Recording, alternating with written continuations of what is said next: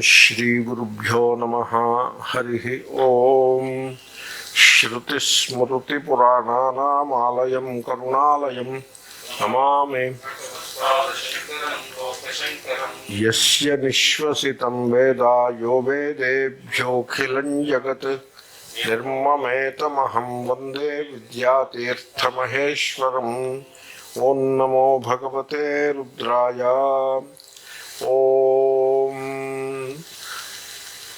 नमः सोमाय च रुद्राय च नमस्ताम्राय च अरुणाय च नमः शृंगाय च पशुपतये च नम उग्राय च भीमाय च नमो अग्रे वधाय च दूरे वधाय च नमो हन्त्रे च हनीयसे च नमो वृक्षेभ्यो हरिकेशेभ्यो नमस्ताराय नमः शंभवे च मयो भवे च नमः शंकराय च मयस्कराय च नमः शिवाय च शिवतराय च नमस्तीर्थ्याय च कूल्याय च नमः पार्याय च वार्याय च नमः प्रतरणाय चोत्तरणाय च नमः आतार्याय च लाद्याय च नमः शिष्प्याय च फेन्याय च नमः सिकत्याय च प्रवाह्याय च नमः इरण्याय च। That is the Anuvaka. Again, Anyatarato Namaskaras. Means every Yajur mantra it is begins with Namaha. There will be two Chaturthi Vibhakti words and two Chakaras. That is how the mantra is. The first one, Namah Somaya cha Rudraya cha. Here also the swaras have to be paid attention.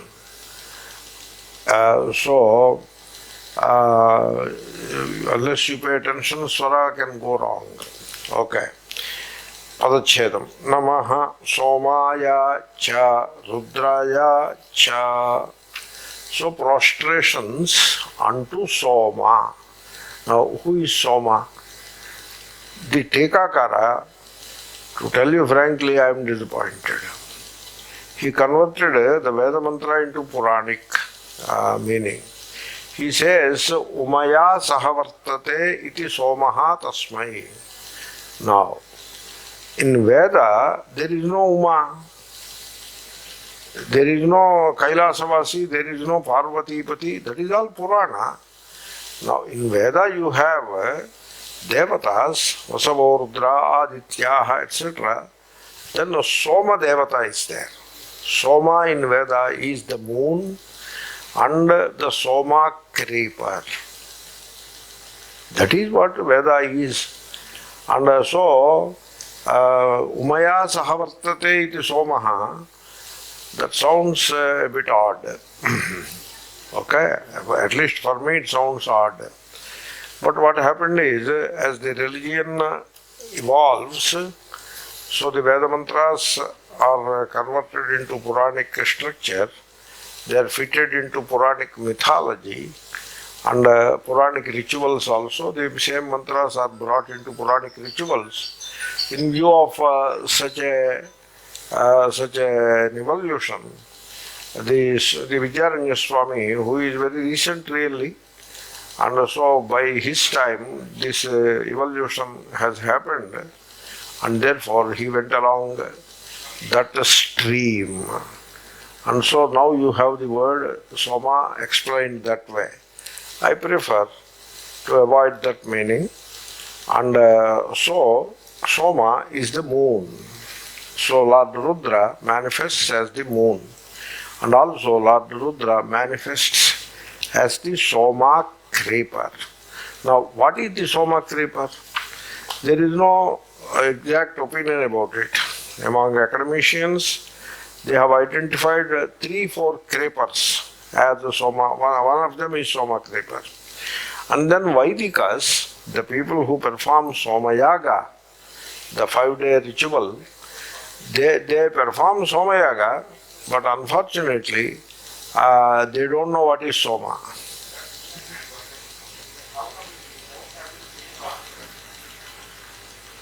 Therefore, even they don't know what is Soma. They believe that they know Soma.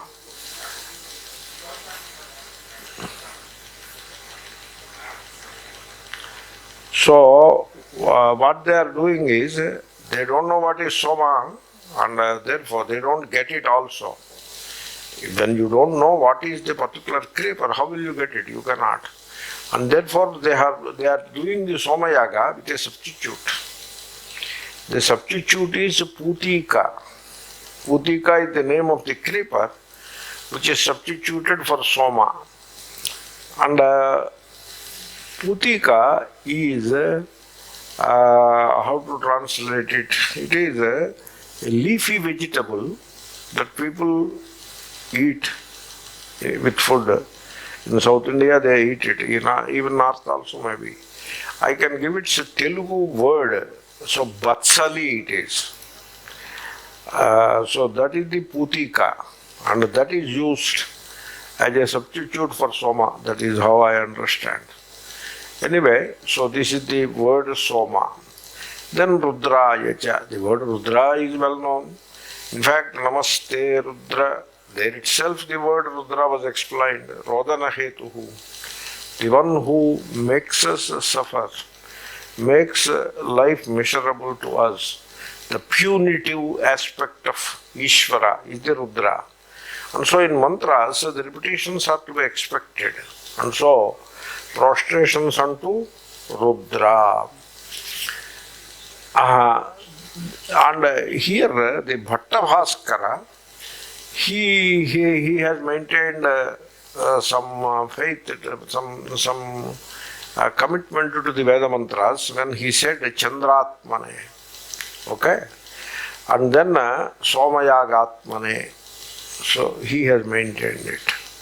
Now, he too said about Umaya Sahitaha, he too said that, but those two other meanings he gave. That is interesting. That finishes the first mantra. Then the second mantra, Namastam Raja Cha Runaya Cha Namaha Tam Raja Cha Arunaya Cha. Now after the moon, what will come? The sun will come. Now the Rudra manifests as the sun. Sun in different colors.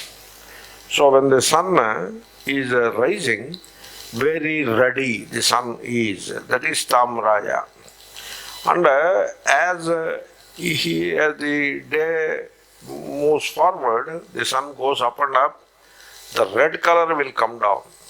And it will come to some yellowish, bright white, still tinged with a little yellowish hue. That is Aruna. And therefore, the rising sun is Tamra. That is 6:30, 7 o'clock sun in India. And 8 to 9 o'clock sun could be called Aruna. Or maybe just half an hour later, Aruna. In any case, both words mean the sun. And prostrations unto Rudra, who is in the form of the sun. Next mantra. Namah Shangaya cha Pasupataye cha Namaha Shangaya cha Pasupataye cha. Sham is Sukham. All of you know the popular mantra Shanno Mitra Sham Varunaha. Aha Mitraha Sham Dadatu. Dadatu you have to add. Dadatu you can say he may give, may he give. Dadhatu also you may say. Okay? So, in any case, Sham is Sukham. That is a well-known word. Sham Gamayati iti Shangaha. The one who gives happiness. That is Ishvara. So, when we have right prarabdha on our side, when we have wrong prarabdha on our side, he, the Rudra, makes us cry. And when the prarabdha is on our side, right prarabdha on our side, then he is Shangaha, makes us happy. Namah Shangaya cha Pasupataye cha. Pasupati, we have already explained. The Lord of all life forms. Next mantra. Nama Ugraya cha Bhimaya cha Namaha Ugraya cha Bhimaya cha. So once again, we are entering into the violence aspect of Rudra. So, in the battlefield or in the society also, you come across people who are very ferocious, and so they are very ferocious, filled with anger, terrifying anger against the enemy. That ferocious person, he is called Ugra, and so Rudra is with him. That Ugra. Did I explain Ashwatthama? I think so. Ashwatthama wanted to kill Pandavas. Did I explain that? No, probably now we can think of that. There is a story in Mahabharata. This is a story, more than a story, it is a historic also. Some story will be there always, some poetic license is always there, but it is historic also. So in the battlefield, in the Mahabharata war, 11 armies on Duryodhana's side fought with 7 armies on Dharmaraja's side. All the 11 armies were annihilated, nothing remained except 3 people. Even Duryodhana was killed. Duryodhana also did not survive. Only 3 people survived. That is, Ashwatthama survived, and Krupacharya, he survived. Krutavarma is another person. These 3 people survived. Everybody else was killed. It was a massacre over 18 days. Large number of people were killed on the side of Dharmaraja also, but not every one of them. Then Ashwatthama meets Duryodhana on the battlefield. The battle was over. Duryodhana was on the battlefield fatally wounded, but still life is lingering with him. Then Ashwatthama goes to meet him in the battlefield during the night. All the Dharmaraja's armies have withdrawn from the battlefield because the battle is over. They emerged victorious. They went for a party and then into sleep. The party people, they party till midnight, 12, 1 o'clock, and then go to sleep. These were the soldiers who were fighting the battle all through the day. So they were all sleeping. And during that time, Ashwatthama, he, in a stealthy way, he goes to the battlefield and locates the place where the Duryodhana fell. And still Duryodhana was alive, and therefore Duryodhana makes him the chief of the army. What chief? 3 people are left. Duryodhana is the 4th guy. He cannot even get up, and he is dying already. But anyway, Ashwatthama was the last chief of the army. And Duryodhana makes him and asks him to kill Pandavas as much as he can, out of vengeance. And then Ashwatthama comes out and he performs a ritual. Within half an hour he performs a ritual invoking Rudra. And then the story goes that Rudra has entered into him. In fact, he takes out a sword, the most ferocious sword, and he stands with it. Krupacharya and Krutavarma move away. They don't want to do anything. They don't want to have anything to do with Ashwatthama because they don't like this way of approach. And then Ashwatthama enters the garrison of Dharmaraja. All those tents were there, and all the soldiers who were tired, dead, tired after 18 days of battle, and then victory, and then party and all that, they were all sleeping. And Ashwatthama enters in a very stealthy way, and he starts killing everybody while the person is sleeping. First and foremost, he kills Dhrishtadyumna, the chief of army of Dharmaraja. Particularly ferocious killing. And then he goes to Upapandavas, the 5 Pandavas, the sons of Pandavas. You see, the 5 Pandavas, each has one son with Draupadi. They are called Upapandavas. Names I don't remember. and they were located by Ashwatthama in particular, and they were beheaded, decapitated while they were sleeping. So it was a night of bloodshed, blood flowed. Ashwatthama, he killed as many people as he could before the sunrise, and almost nobody remained. He wanted to kill Pandavas, but Pandavas he could not locate them because they were not around. They were not around. They went to the Hastinapuram battlefield, they left. The army was still there in the battlefield. So the battlefield they left, therefore they could survive. And so that is the story. Therefore Rudra is associated with violence, bloodshed, killing, etc. And so that is the Ugra. And then Bhima. Bhima means when a person is ferocious, just by looking at him, people are afraid and they run away. That is the Bhima. Therefore, ferocious or ferocious is Ugra and frightening is Bhima. Both are manifest forms of Rudra. Namo Ugraya cha Bhimaya cha, Namo Agre Badhaya cha Dure Badhaya cha. The topic is the same. So, there is a soldier who rushes towards the enemy and meets the enemy hand to hand, and they fight hand to hand, and then this soldier kills the enemy. That is Agre Vadhaya cha. Agre Tishtan Hanti. The Agre Vadha. This Hana Dhatu is an interesting Dhatu. In certain contexts, it is replaced by Vadha. Okay? Hanti, Hataha, Ghanti, that is the letter. Jaghana, then Hanishyate, like that it will go. Suddenly, Avadhit, Lung will be Avadhit, Vadha will come. Vadha, you don't have a separate independent Vadha Dhatu.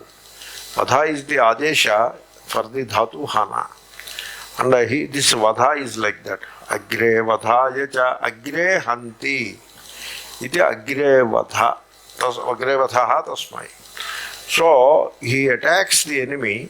While facing the enemy, he beheads him or kills him. That is Agre Vadha. So Hana is replaced by Vadha, and then Aluk Samasa it is. Tatpurusha. So Aluk. Tatpurushe Kruti Bahulam. That is the sutra. So in Vadha there is a Krutpratyaya. Therefore Krodanta is following. Tatpurusha Samasa is there. In that Aluk, the Pratyaya, Supu Pratyaya may not disappear. That is there. That is how Kanthe Kalaha Yasya Saha Kanthe Kalaha, like that. That is Bahuvrihi. Whereas this is Tatpurusha, and in Tatpurusha also that Aluk happens, and Aluk Samasa. That is the Agre Vadha. Agre Vadha Yacha. Then Dure Vadha Yacha. Then the person stands at a long distance and kills. In those days, by releasing the arrow, he kills the enemy. Or by releasing another weapon which can be released from a distance and it goes and kills the enemy. That kind of weapon. In modern times, it is a gun or a rifle or an artillery gun. All these big weapons. You don't see the enemy. They cannot see you. You need not or cannot see them. But then you can fire the gun from a long distance, and all the missiles are also put in this category only. Dure Vadhaya cha. So you release a missile and kill the enemy. That is the one who performs that kind of an action of killing. He is called Dure Vadhaha. Dure Sthitva Hanti. And so that is again Rudra. Namo Hantre cha Haniyase cha. So now earlier it is either Agre or Dure. Either you kill the enemy while facing him face to face, hand to hand fight, or kill him from a distance. But now all the distinctions are put aside, just kill. Hantre, the one who kills the enemy. Tikakara wrote very well, Purataha dureva vartamanam virodhinam. It doesn't matter with the enemy, you can look at him, see into his face and behead him. Or you cannot see the enemy, but you know his location and release a missile and kill him. In any case, kill the enemy. You end up killing the enemy. That is hanta, tasmai hantre. Then haniyasecha. This is once again iyasun pratyaya. Handhatu. When like bala is the word. Iyasun, you add baliyan. Baliyas, baliyan. Means having a lot of strength, bala.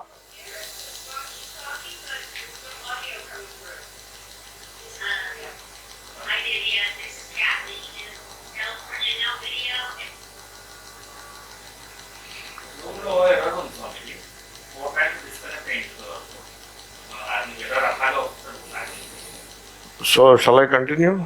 Okay. So, haniyase, hantre means the one who kills. Haniyase means the one who excels in killing the enemies. That excellence is the meaning of haniyase.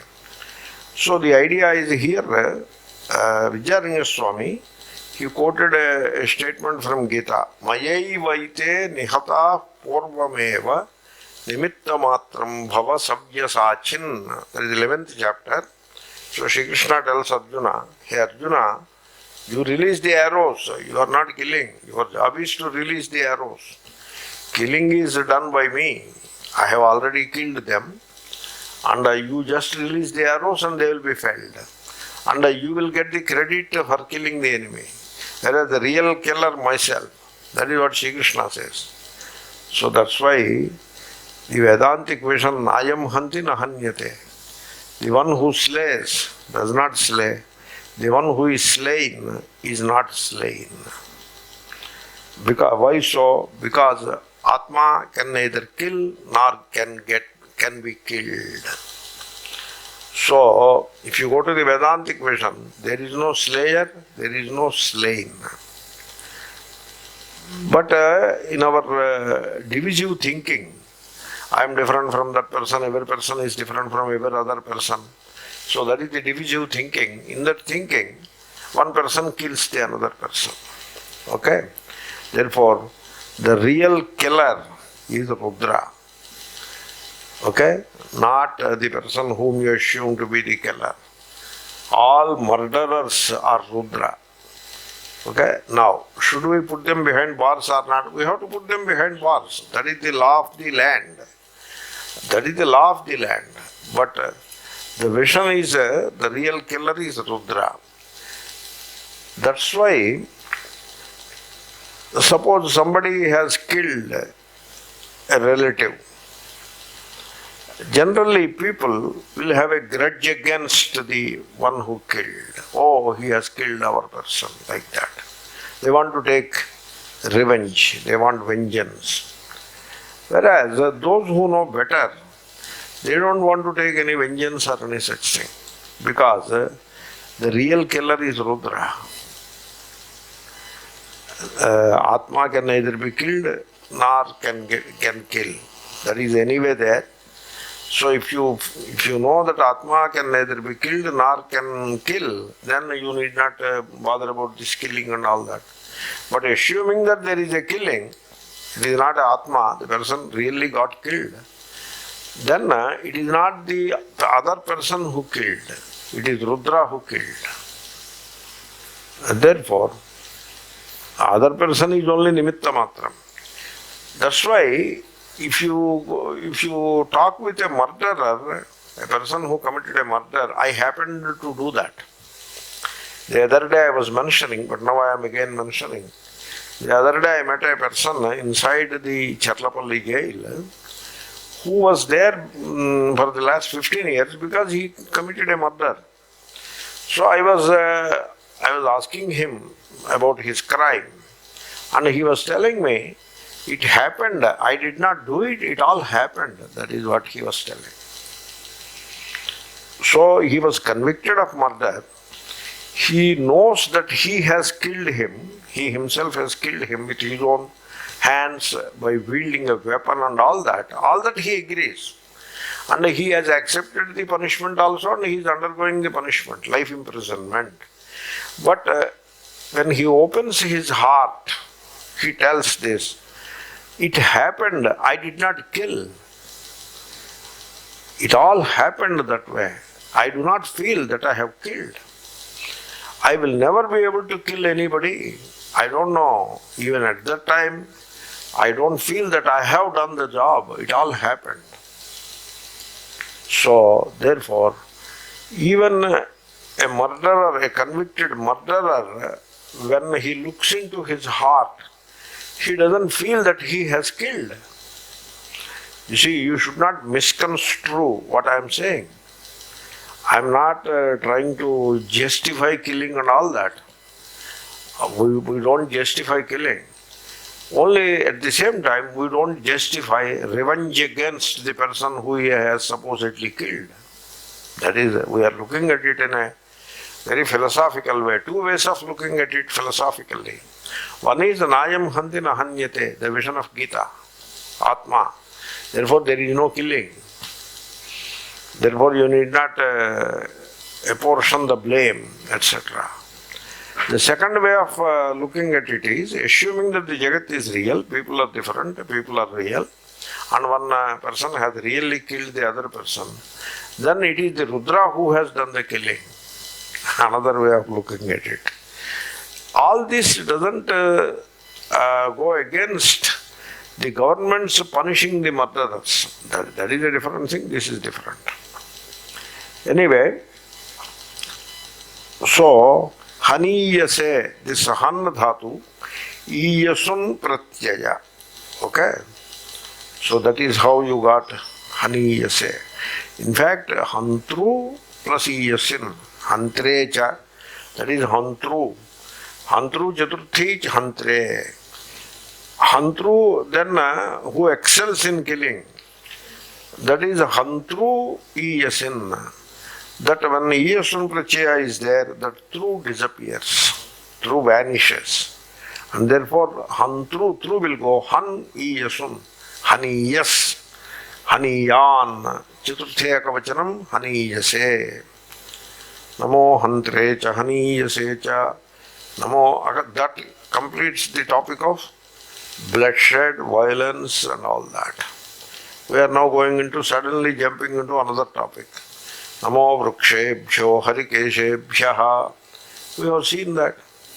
Lord Rudra manifests in the form of all the trees, which have a nice braid, which are the leaves. Harikeshebhyaha. It is like a young lady standing there, shining brilliantly with her locks and braid and all that. Similarly, this plant, nice plant, or even a tree standing there, full of green leaves. And these leaves, they represent the braid of the young lady, as though all such trees having such greenery, green leaves, they are harikeshebhyaha vrukshebhyaha. They are all manifest form of Rudra and our prostrations unto the trees. When you look at a tree, you have to do prostration. You have to prostrate. That is the way you have to look at the tree. Whenever you see, whenever you look at a tree, you feel like cutting a branch, pulling a flower, plucking a flower, plucking a leaf. That should not be the attitude. We should be able to leave the tree alone. Leave it alone. You live your life, live and let live. Let it live its life. It will find its life and it is getting its food and it is living. Let it live. You live and let live. You should apply it to the trees and plants. You should not think it is coming in my way. You change your way and let it live. That is the Rishi. A Rishi doesn't take a sword and start cutting plants. Next mantra. Now this now ekatarato namaskara, anyatarato namaskara only, but there is a slight change in the structure of the mantra. Next mantra is very simple. Namastaraya. So Taraya Namaha. So Tara is a loud, long sound. That is Tara. Tarasvanam. A loud, long sound. Wherever you hear it, that is Rudra. Like the cuckoo's cooing, that is Tara. In fact, the poets say like that. The cuckoos, they sing in Tarasvaram. Very loud, high pitch voice, high pitch sound. That is Tara. Tara, Madhya, Mandra. That is the way they describe. Sthai. So how you sing while singing, Mandra means at a low tone, then middle, and then high tone. And that high tone sound is Rudra. Okay? Like the cuckoo is one example.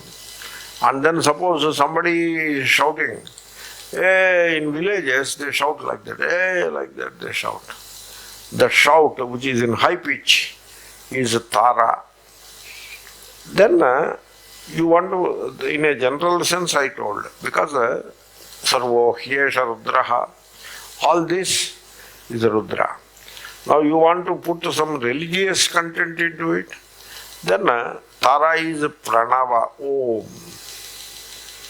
Because Om is pronounced loudly. Not necessary to do so, but generally you pronounce it loudly. Dirgha Ghanta Ninadavat. That is how Omkara is compared by Vijayaranya Swami in Panchadashi. So in the temple bell, if you ring the bell, the sound will have a long pitch. Omkara is also like that. Like you take a deep breath. Om. That is the Tara. While exhaling only you have to chant Om, not while inhaling. So that Om, it stands for Rudra and that sound is Rudra. Tarayati samsarat iti taraha. That Omkara, if you chant, it will uplift you from the bondage of samsara. Very true. Very true. Okay, that is another meaning. It is not the same meaning. Tara is a loud pitch sound. Now it is the sound which uplifts you from the bondage of samsara. Namah Shambhave cha mayo bhave cha. Namah Shambhave cha mayo bhave cha. Now, Shambhu. This is not Puranic Shiva. Puranic Shiva, also called Shambhu, that is not this. In Shabdamanjari, we have the third Shabdam, Shambhu Shabda. And we were told Shambhu is the Kailasavasi Shiva. That is the meaning we were told as kids. We took it that meaning at that time. But later, so we take a general meaning.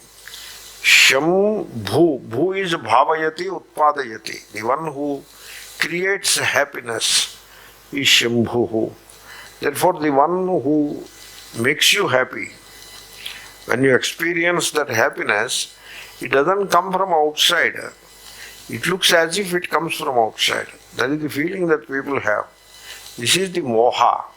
It doesn't come from outside. It comes from within you. Therefore, that Atma is the Rudra. And that Atma, Rudra in the form of Atma, generates happiness in us. That's why Rudra is called Shambhu. Then Mayo Bhavecha. Mayaha is also Sukham. Sham is Sukham. Mayaha is also Sukham. Mayopi Sukham eva. Then you want to make some distinction there. You have to. Because one who creates Sukham and one who creates Sukham. Make some distinction. Otherwise Punarukti doesn't sound so nice. In spite of accepting Punaruktis, There itself you don't make Punarukti. Like Pashupati, it was said earlier and now it was said. But it is not Namah Pashupatayecha Pashupatayecha. It cannot be like that, you know. Therefore, Aihika Sukha, Amushmika Sukha. A very nice way of making a distinction. All the happiness in the world given by Rudra, and when the person goes to heaven and there he derives a lot of happiness, that is also Rudra. Or a person realizes his Swarupa and acquires Brahmananda, that is also Rudra. Namah Shambhave cha Mayobhave cha, Namah Shankaraya cha Mayaskaraya cha. So you see the names, words, not names, words. Shambhu, Shankara, Shiva. They are not Puranic Shiva. They are not. Why? Because it is not Namah Shambhave cha. It is not. It is Namah Shambhave cha Mayobhave cha. That Shambhu word associated with Mayobhu word. Whereas the Kailasavasi Shambhu is not associated with Mayobhu. Namah Shankaraya cha Mayaskaraya cha. You should not look at the word Shankara in isolation and say it is Kailasavasi. You should not. You have to look at it in connection with Mayaskara. And they are together. And therefore, that is enough to say that this Shambhu is not Kailasavasi, this Shankara is not Kailasavasi. The next word Shiva is also not Kailasavasi. Now, you see, no, we feel good to have that kind of a sentiment. You want to have your sentiment, you are welcome. But I am explaining it in a faithful way. I put a little more sound, a little. You have to be faithful to the mantra. You cannot play to the gallery. Take some people are accustomed to Puranic religion and they are conditioned by religious thinking and religious stories, mythological stories. Now I have to explain the mantra in a way that fits into their thinking. Should I do that? In fact, I should not do that. Now you want to have Shambhu, Shiva, Shankara, etc., then go to Shiva Puranam. That is there anyway. Otherwise, many people do bhajans also. Shambho, Shiva Shambho, like that they do bhajans. So go to the bhajan. There you have Shiva, Shankara, Shambho, everything you have. It will be nice if you maintain some grammar also properly. So, Shiva address will be Shiva, Harasvam. Same Shankara. But when it comes to Shambhu, address will be Sambodhana Shambho. So, grammar also you have to follow. You have to put attention to all that. Therefore, I suggest this context is different. This context should not be confused with the Puranic context just because the words coincide. I will put it in a slightly different way. Shambhu here is not Mr. Shambhu. Mr. Shambhu, the resident of Kailasa. No.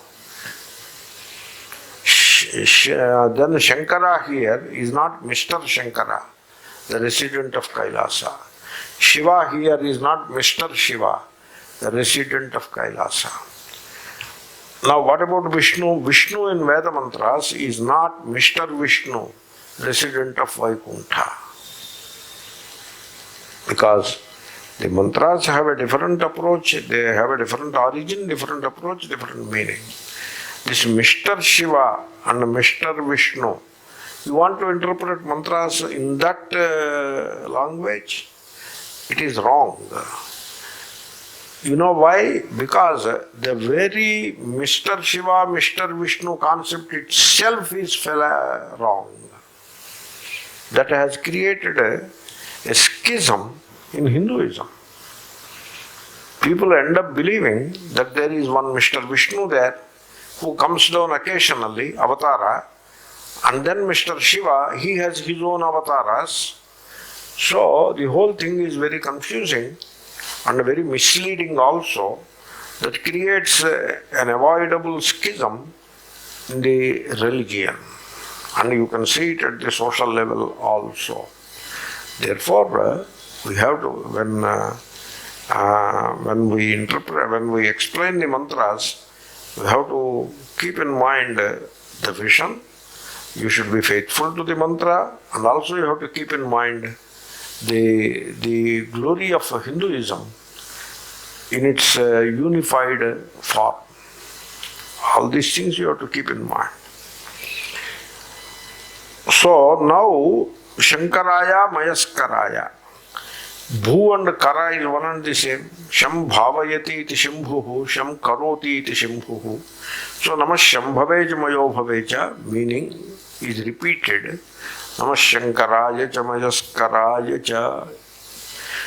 Now meaning is same. Mayaha, Sham, same. But some distinction you have to make. So we have made one distinction already. Aihika Sukha and Amushmika Sukha.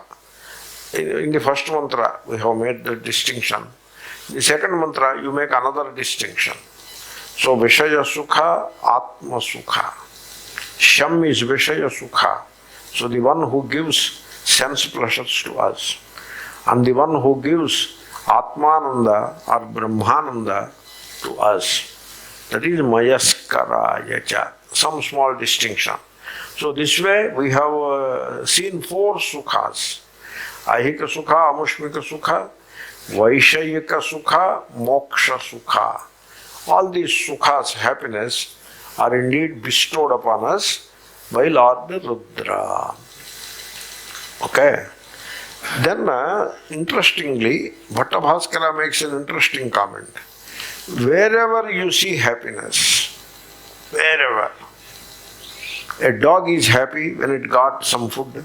You can see it, look into its eyes, you can detect happiness. An elephant is happy when it gets some nice food.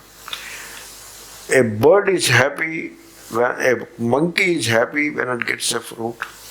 A human being is happy. You can see the happiness very clearly. You can you should be sensitive. Then you will be able to see it in the eyes of the other person, the other life form. And the trees and plants, they are kind of withered due to the heat. But when there is rain, and you look at these trees and plants, they seem to be reveling this rain. They seem to be happy. Suddenly the branches and the leaves, etc., they have a new luster to them, indicating that the tree is happy. So you can see that in a tree and plant also. So wherever and whenever you see happiness, that should connect your heart to the Lord. Lord Rudra or Ishvara is the one who is the origin of that Sukham. That is how Bhattabhaskara presented it. It is very nice. Namah Shivaya cha Shivataraya cha. Because the word Shiva is associated with Shivatara, the word is not Mr. Shiva anymore. Shiva is auspicious, Shivatara is even more auspicious. Okay? Shiva, Shivatara, Shivatama. Here Shivatama has not come, but elsewhere it is there. Therefore, the word Shiva is auspicious. Om Namah Shivaya, that mantra, Shiva doesn't mean Mr. Shiva, resident of Kailasa. If you give a chance to our friends, they will put an Aadhaar card also, and they put a number also. They have already given the Kundali, Janma Kundali, etc. for all the gods and goddesses. They have birthdays for gods and goddesses, and Shiva was born on Shivaratri day, and they must have drawn a Janma Kundali for Shiva. They must have done it already. Only Aadhaar card is still pending. They will do that also in due course of time. So you should not go into that stream. It is not Mr. Shiva. So generally, when I explain the word Om Namah Shivaya, to the Lord, prostrations unto the Lord who is all auspiciousness. And you have to understand, you are looking at the Jagat, which is Nama Rupa, that is Mithya, means unreal. But then unreal is also connected to the real, the substratum, which is the Shiva, auspicious. So if you approach the Jagat with the thinking of Namarupa, focused on Namarupa, you are bound by the Jagat, and the Jagat is inauspicious.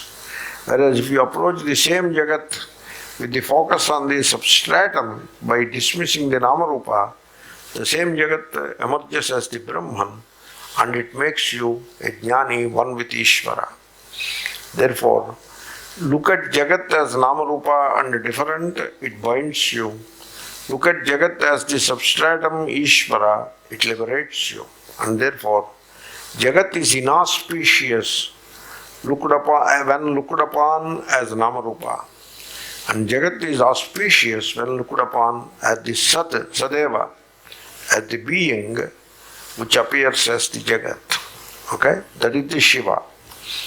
So Shivaha Kalyana Rupaha. That is the meaning. That is Sayanacharya wrote very well. Shivaha Kalyana Rupaha. Atishayena Shivaha Shivataraha. That is the meaning. That is the meaning. And Bhattavaskara adds Shivaha Akalmashaha Nistraigunya. The one who has transcended the three gunas. Nistraigunyo Bhavarjuna. We hear in Gita. One who has transcended the gunas, that is the Gunatita, that is the Brahman, that is the meaning of Shiva. Then Shivataraha, so the one who gives, who bestows not only welfare in this world, but also moksha sukha. That's why Shivataraha. He is the beneficiary or benefic. He is the beneficiary. He is not just beneficiary, a lot more beneficiary. That is the Shiva, Shivatara. It is nothing to do with Mr. and all that. You see, many people believe that this particular Anuvaka is superior. Nothing like that. All Anuvakas are equally pious and auspicious. People made this particular Anuvaka special because of this idea that Mr. Shiva is coming here. No, not like that. Okay? So it is not Mr. Shiva. And then Tara they say Tarakarama. No, come on. Don't bring all your conditioning and sentimentality into it. This Anuvaka is like any other Anuvaka. Therefore, no need to make this Anuvaka special. But it has already gone into the society, deep into the society. Only I am blabbering.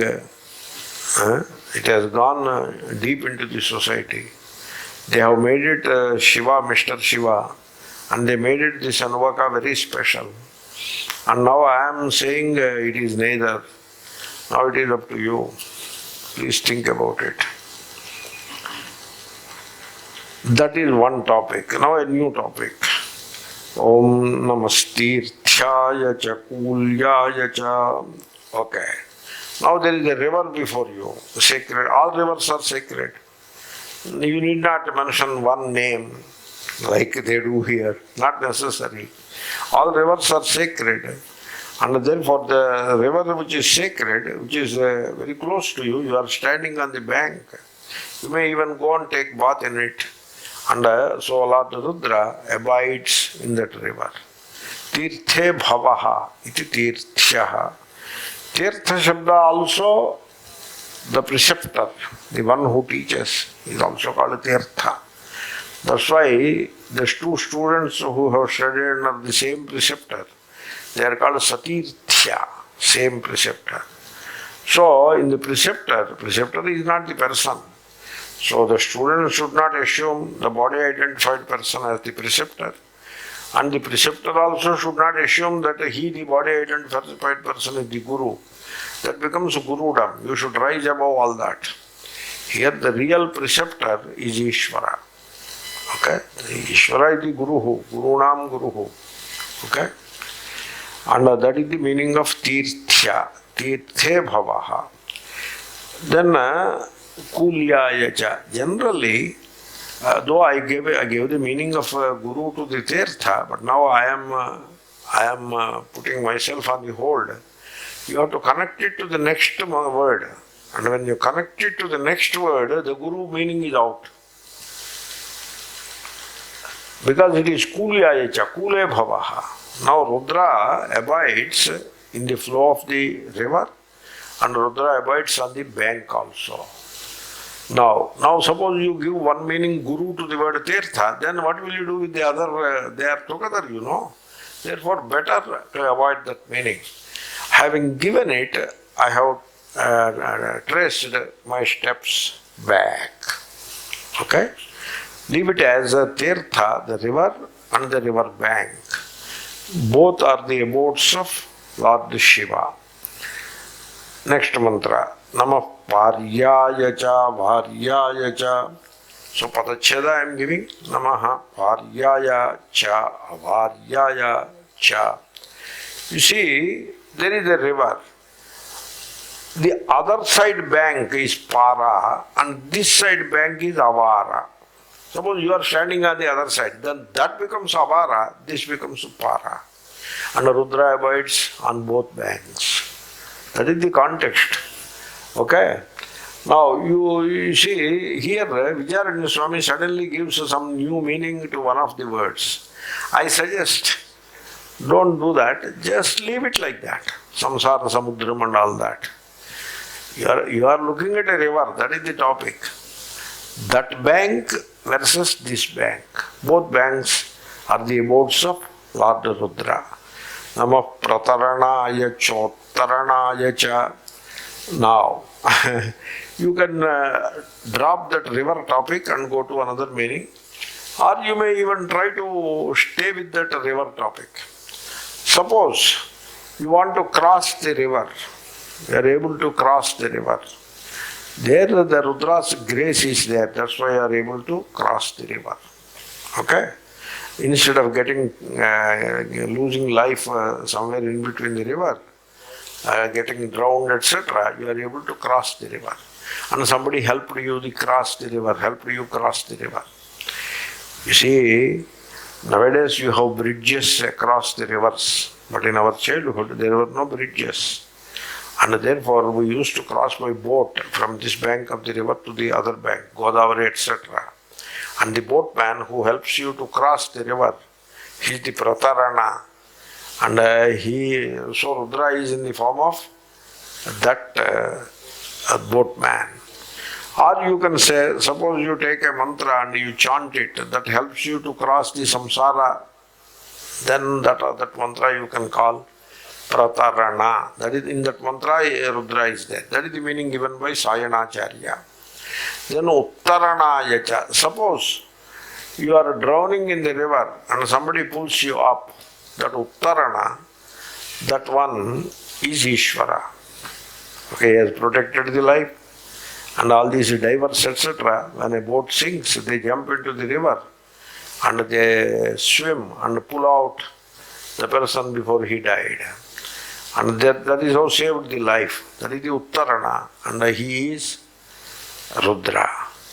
So if I stay with the river context, these are the meanings.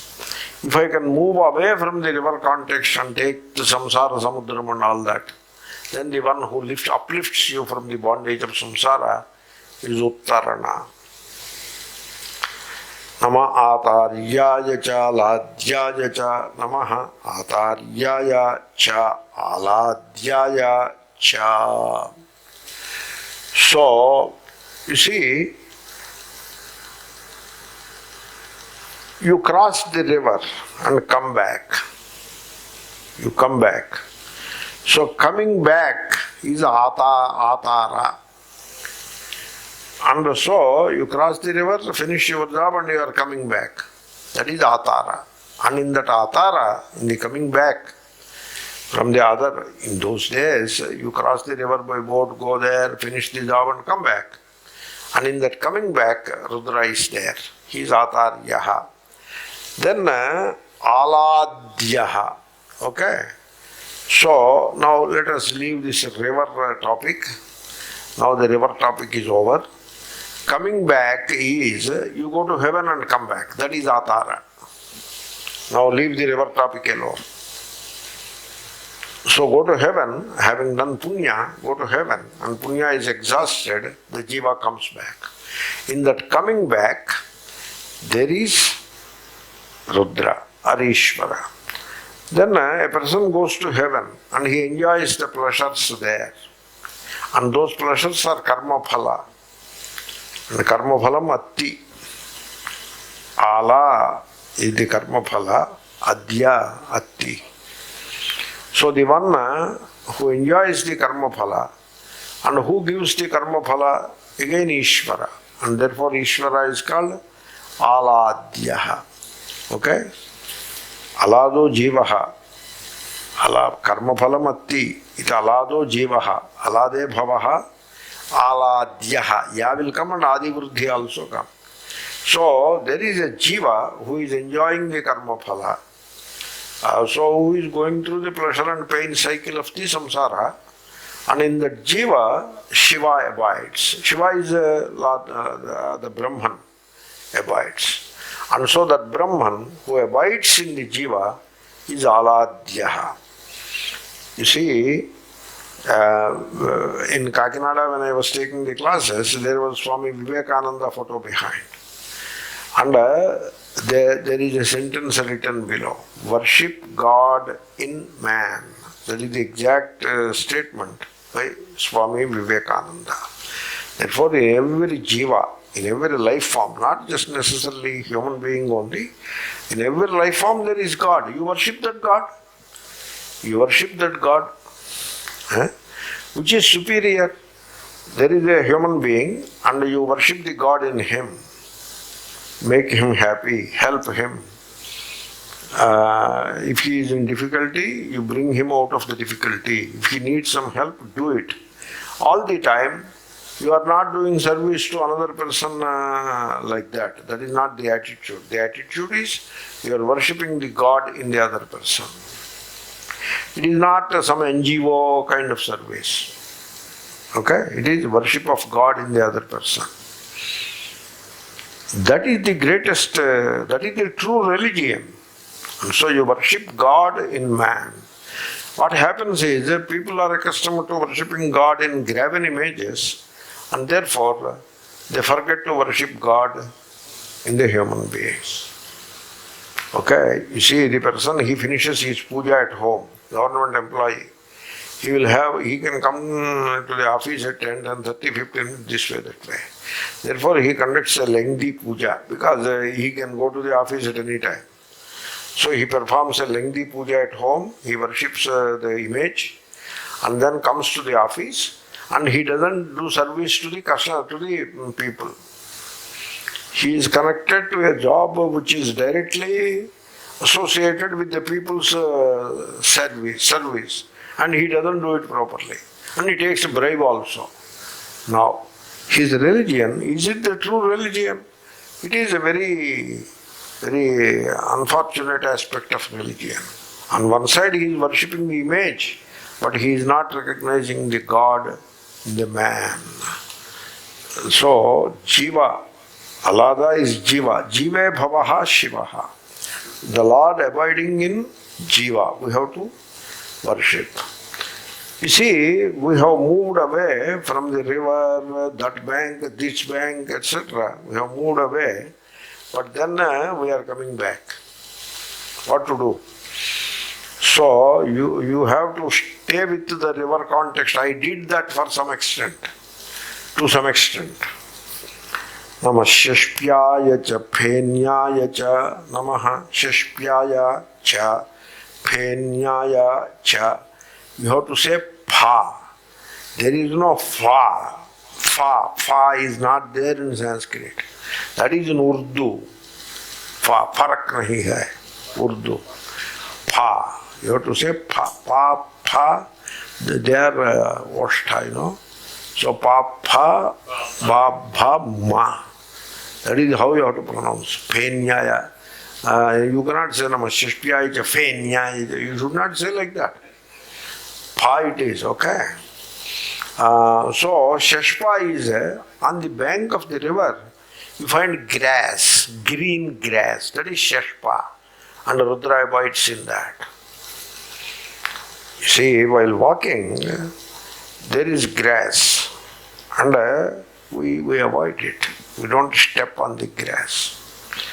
But if it becomes inevitable, you step on it. That is the sensibility.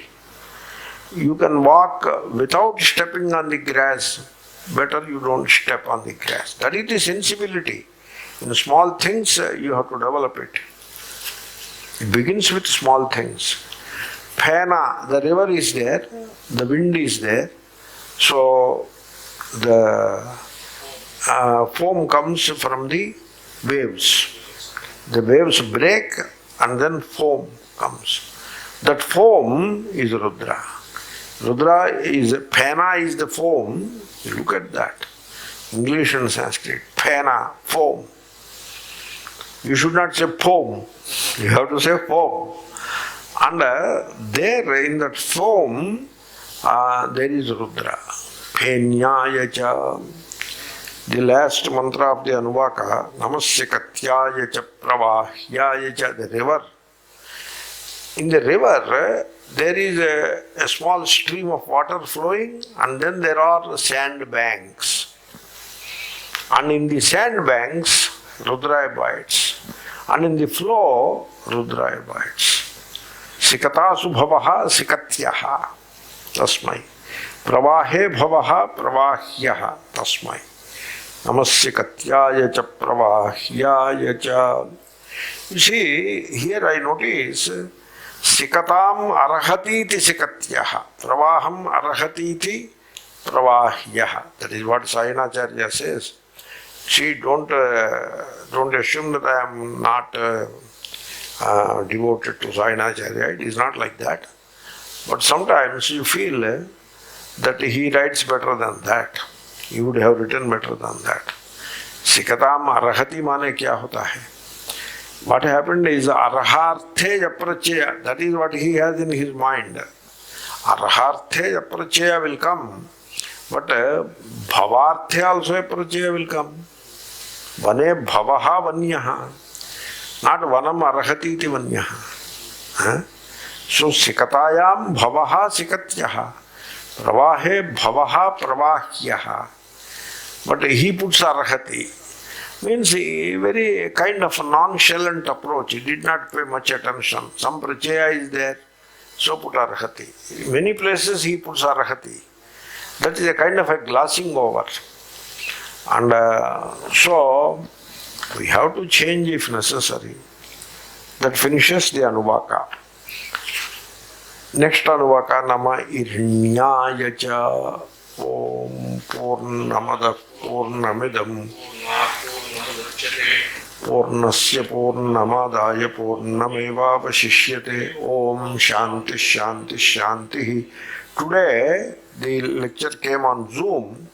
Next week it will appear on YouTube live. Om.